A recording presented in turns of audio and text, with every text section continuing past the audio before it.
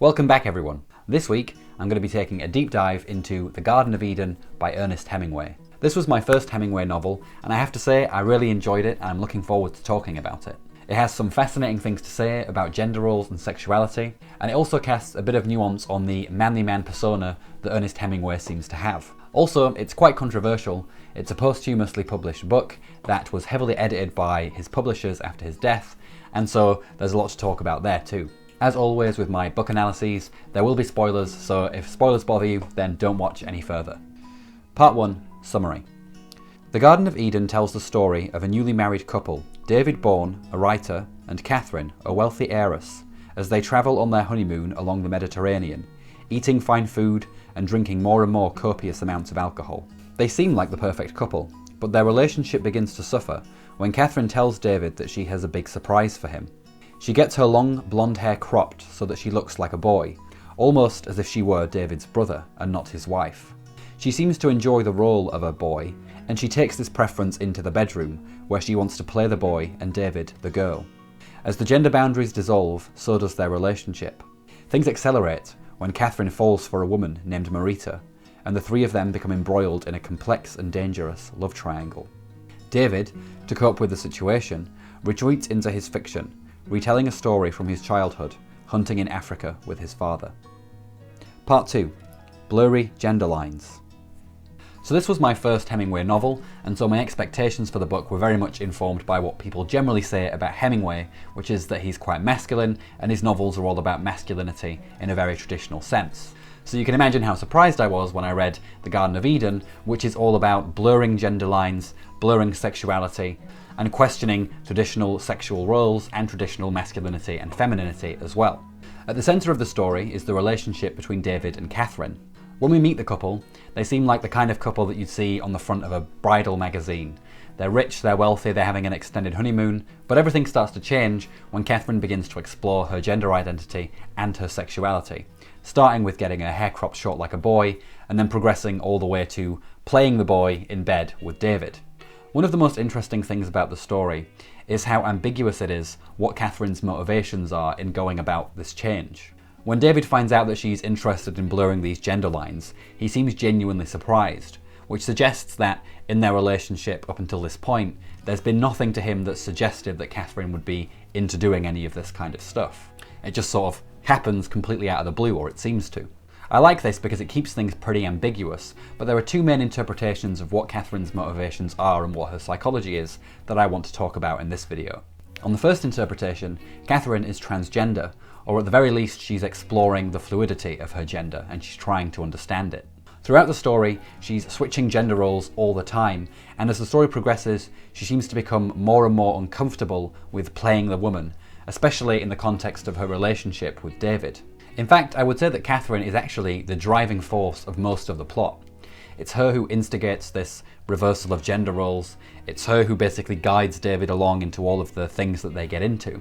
Whereas David seems to play a much more passive role, which in itself is a very interesting gender subversion because typically it would be the male that was playing the active role and the female the passive role, but in this story it's definitely the other way around for most of the time. Catherine is certainly the driver of bringing Marita into the relationship with David. Although, as I will talk about later, David certainly isn't completely passive in this whole thing. On this transgender interpretation, I don't but wonder if actually Catherine is almost setting up David with this new woman, because Marita is a very traditional woman. She is very supportive of David and his work, and she's happy to play that role.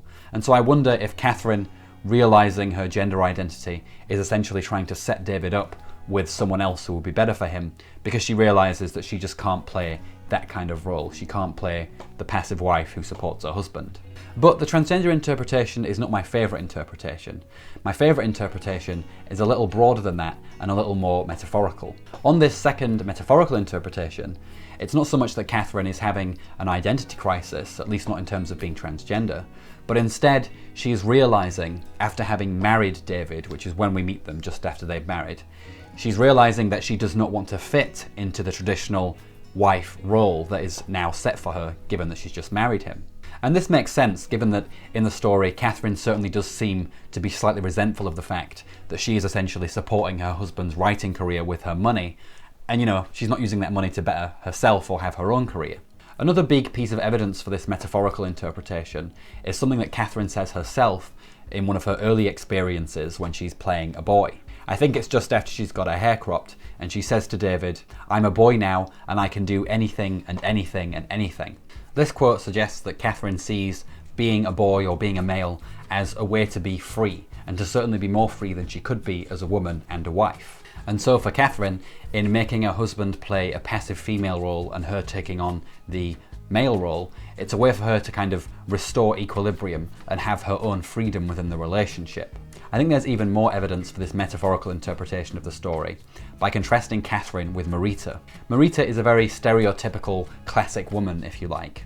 She's very supportive of David and his writing, and at one point when she's praising his prose, she even admits that maybe to some extent the reason why she likes the prose is just because he wrote them. And so this is a very typical kind of adoring, passive female role, something that Catherine is quite uncomfortable with. Catherine is quite critical of David and his writing and his career. And she's not always willing to just support him because he's the man and she's the woman. And this is the big difference between these two characters. You've got Marita, who is the traditional woman, and you've got Catherine, who's rejecting that because she sees it as inhibiting her freedom. And this is why, at the end of the novel, Catherine and David ultimately don't end up together. Catherine is rejecting that female role, and so she can't be in that environment anymore. She has to leave. So I do think there's a lot to this metaphorical interpretation, and I do think that the story, at least Catherine's story, is one of rejecting the typical female role in a marriage. But because Hemingway writes in such a simple way and he leaves a lot to the imagination, what's great is that you can interpret this story in multiple ways, and there are probably more interpretations than just the two that I've suggested. So if you have any of your own interpretations of the gender dynamics in the story, I'd love to hear those in the comments. Catherine isn't the only one whose gender and identity is questioned though. David, while he's less of a driving force in the story, certainly partakes in the games that Catherine plays, and to some extent seems to enjoy and be interested by them. And apparently, according to a PhD thesis that I found on the internet while I was doing a bit of research for this video, in the original manuscript, which is much longer than the edited published book, Hemingway made it much more explicit that David was into the gender playing and the role reversals. And this is something that apparently the edited version downplays a little bit. Now, I haven't read the original manuscript, of course, but I can say that I do disagree with the thesis a little bit, because I think it is somewhat obvious, or it was obvious to me anyway, within the story, that David was also interested in playing these gender games, even if he was a little bit more reluctant than Catherine.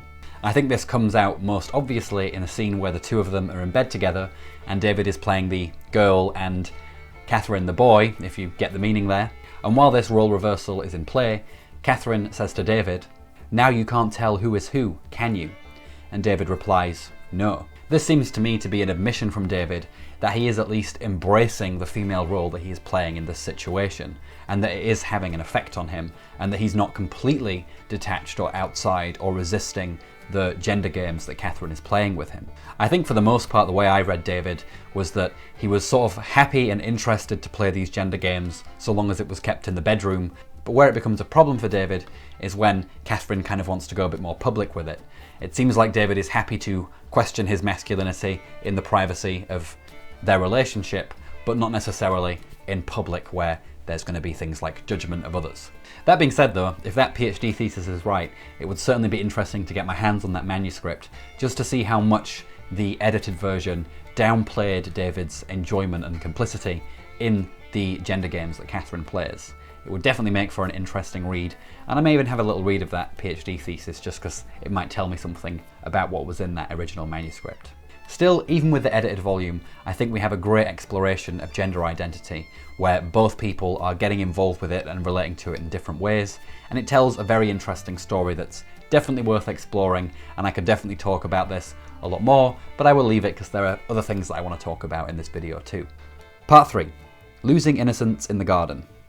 So the title, The Garden of Eden, certainly suggests a biblical analogy to Genesis, and I wanted to talk a little bit about what I make of that analogy. So in Genesis we have the story of Adam and Eve who eat the apple from the tree of knowledge, and in gaining this knowledge and disobeying God, they become tainted, they fall from grace. When we meet Catherine and David, as I've said, they are just this image of, you know, the perfect Western ideal of a married couple. They're wealthy, they're blonde, they're on this fancy schmancy honeymoon where they're traveling around. I think they even choose to extend the honeymoon because they have the time and leisure to do that. You know, they really are that magazine dream of married bliss. But then they start playing these gender games, everything starts to become more complex, and as those gender lines dissolve, so too does their relationship.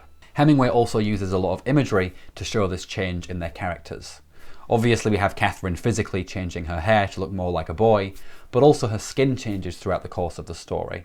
At the beginning of the story she's this pale, white, angelic-like creature, but as the story progresses she becomes obsessed with darkening her skin. And in biblical terms this seems to be a reference to her darkening inside as she's becoming tainted or losing her innocence, and likewise for David.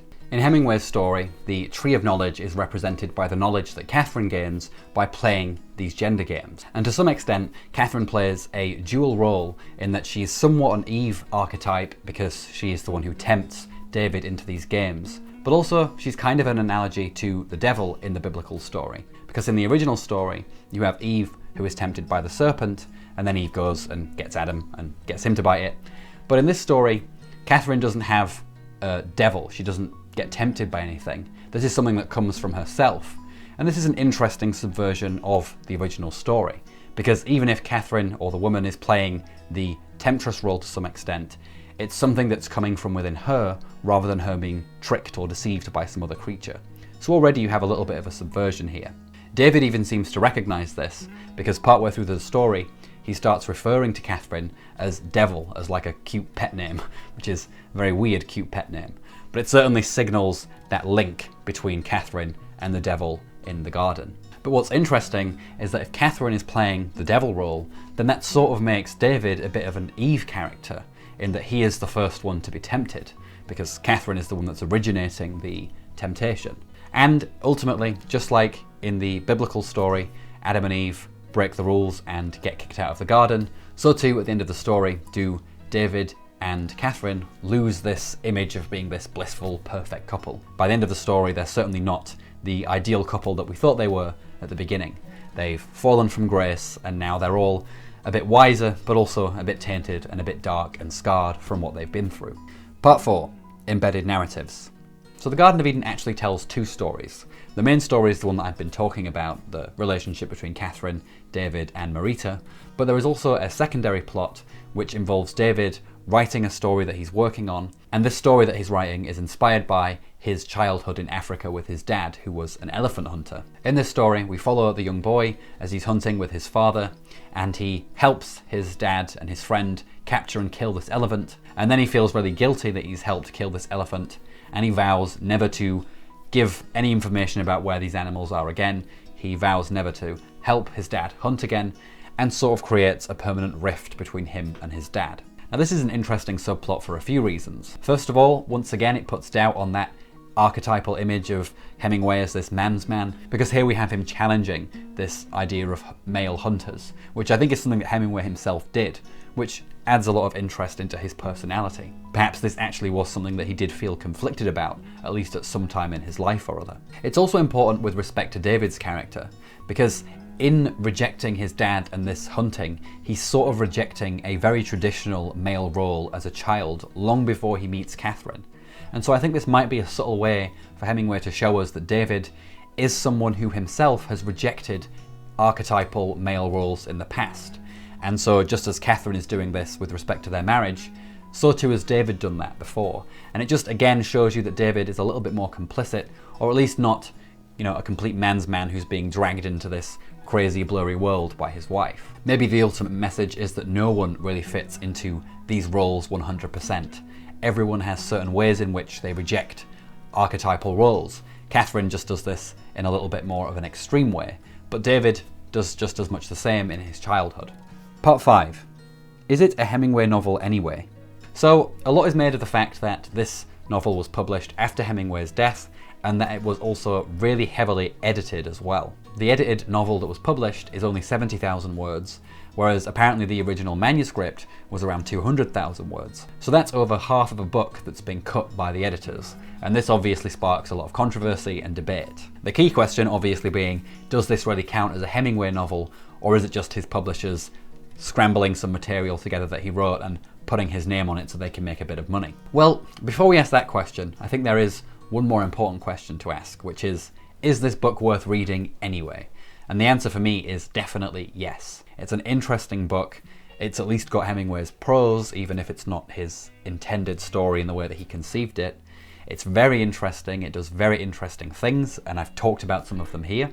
And so, even if there's debate about how true to Hemingway's intentions the story was, it's still a very interesting story with a lot of interesting things to say. I actually do think that the editors did a pretty good job in putting the material together in such a way that it made for an interesting story. The only bit that I didn't think quite worked was the ending, because it just kind of came out of nowhere and didn't feel very satisfying. And I don't wonder if, given that it was an unfinished manuscript, if the ending was something that Hemingway hadn't quite conceived yet, and so maybe that was an area that the editors had to work on a bit themselves, maybe fill in some blanks.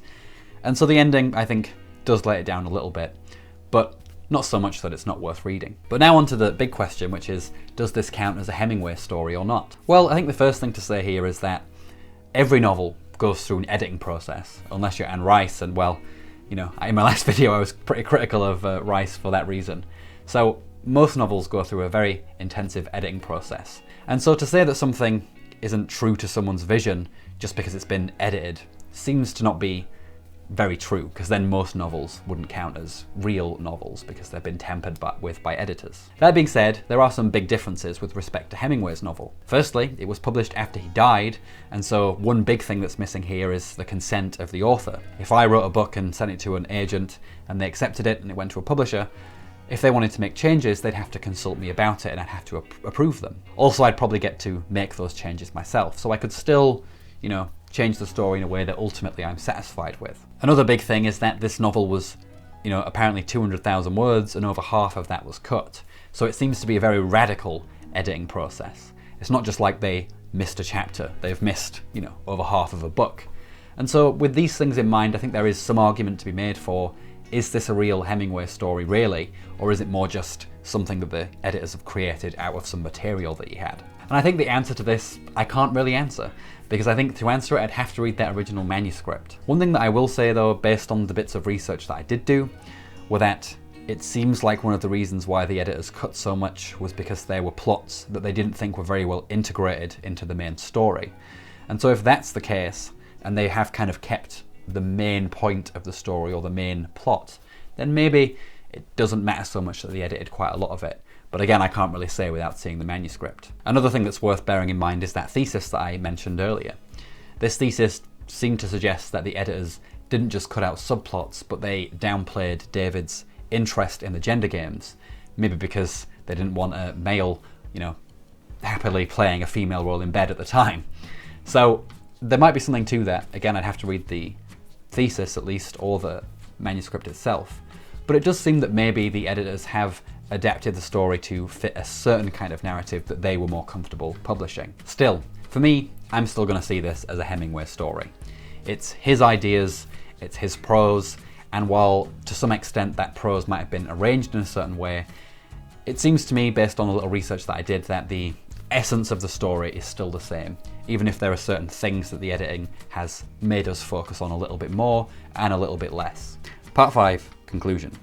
The Garden of Eden is a strange and fantastic novel. It blurs boundaries between sex and sexuality, and does it in a way that is ambiguous enough because of Hemingway's very simple writing style that you can interpret it for days and days and days. It's a novel that I'm definitely going to come back to and read again and again, because the things that I've talked about in this video are just my initial ideas, and I think there's a lot more there to analyse and talk about, and I'm looking forward to doing that. It also manages to be very readable, but also very symbolic. I always find that novels that, you know, tend to have these references to the Bible and, you know, broad literature, they tend to be very purple prosy, and while sometimes that can be really good, it's rare that you get a book that is told in such a simple style, but still can have a lot of symbolism in it and can still have a lot of richness and depth to it. I think it's definitely a testament to Hemingway's craft that he's able to create so much symbolism, metaphor and ambiguity with such simple prose. And finally, I think it's an interesting read thinking about it in the context of Hemingway himself.